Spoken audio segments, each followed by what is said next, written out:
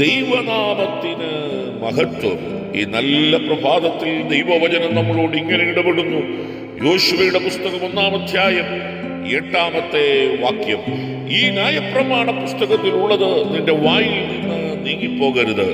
അതിലെഴുതിയിരിക്കുന്നത് പോലൊക്കെ പ്രമാണിച്ചു നടക്കേണ്ടതിന് നിരാവും പകലും അത് ധ്യാനിച്ചു കൊണ്ടിരിക്കണം. എന്നാൽ നിന്റെ പ്രവൃത്തികൾ സാധിക്കും, നീ കൃതാർത്ഥനായി തീരും.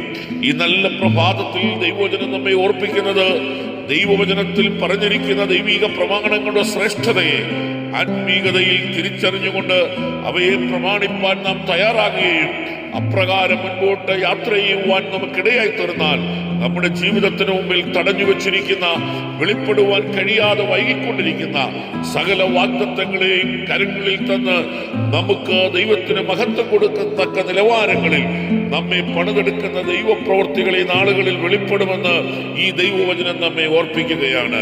നമുക്ക് കൃതാർത്ഥനായി ദൈവത്തിൽ നന്ദി പറയുവാൻ നമ്മുടെ ജീവിതത്തിൽ വലിയവനായ കർത്താവ് നമുക്ക് അവസരങ്ങളെ ഒരുക്കും. നമ്മുടെ കണ്ണുകളെ അടയ്ക്കാൻ പ്രാർത്ഥിക്കാം. പരിശുദ്ധ പിതാവേ, ഈ ശബ്ദം കേൾക്കുന്ന പ്രിയപ്പെട്ട ദൈവജനത്തെ അനുഗ്രഹിച്ചതിന്റെ ദാസൻ പ്രാർത്ഥിക്കുന്നു. അത്ഭുതം ചെയ്യണം യേശുവിന്റെ നാമത്തിൽ തന്നെ.